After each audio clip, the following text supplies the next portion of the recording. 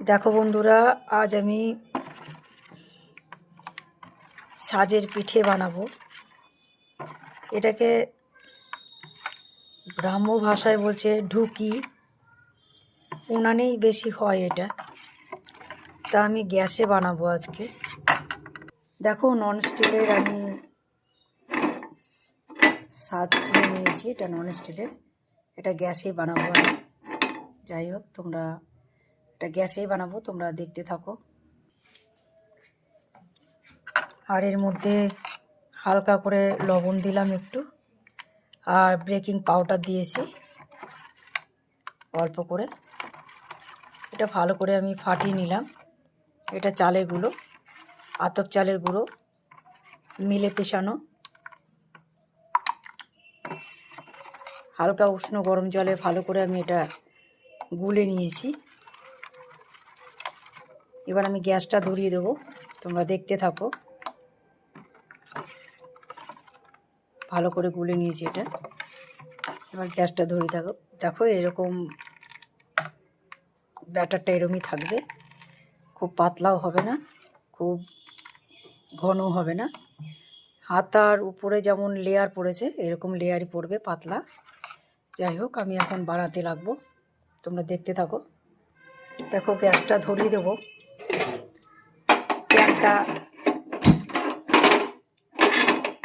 High ফ্লেমে গ্যাসটা ধরানো থাকবে এখন, যতক্ষণ পর্যন্ত না আমার এই ছাঁচটা গরম না হচ্ছে ততক্ষণ পর্যন্ত আমি এটা হাই ফ্লেমেই রাখবো।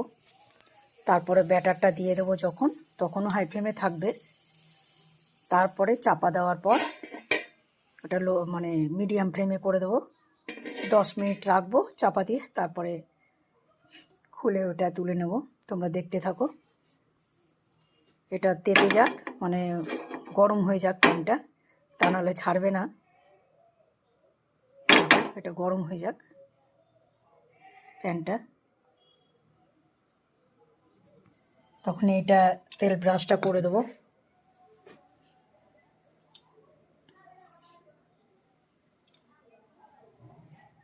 প্যান আমার গরম হয়ে গেছে, এবার আমি তেল ব্রাশটা করে দেবো।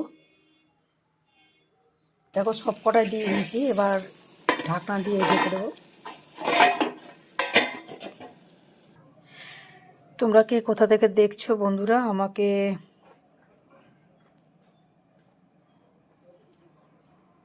অবশ্যই জানিও। আর আমার রেসিপি যদি ভালো লাগে, লাইক কমেন্ট শেয়ার করে দিও।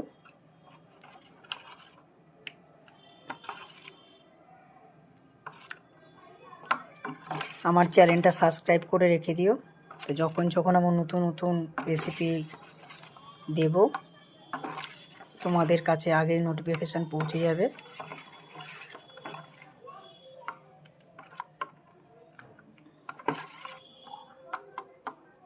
এটা সাজের পিঠাই, এটাকে গ্রাম অঞ্চলে ঢুকি বলে, উনানে যেটা করে আর কি, মাটি সরাতে। তা আমি এটা মাটি সরাতে করলাম না, বাই চান্স যদি ফেটে যায়, এই জন্য আমি নন স্টিলের সরাতেই করছি। তোমরা দেখতে থাকো। দেখো বন্ধুরা, আমার পিঠাগুলো হয়ে গেছে। দেখো, এবার তুলে নেব। কি সুন্দর ফুলেছে দেখো, এবার তুলে নেব। দেখো বন্ধুরা, কত সুন্দর পিঠাগুলো হয়েছে। এগুলো পিছন পিঠ, দেখো, আর এগুলো সামনে, দেখতেই পাচ্ছ।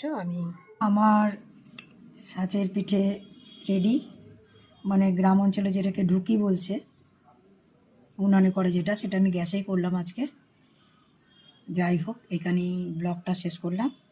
বাই বাই, সবাই ভালো থাকবে।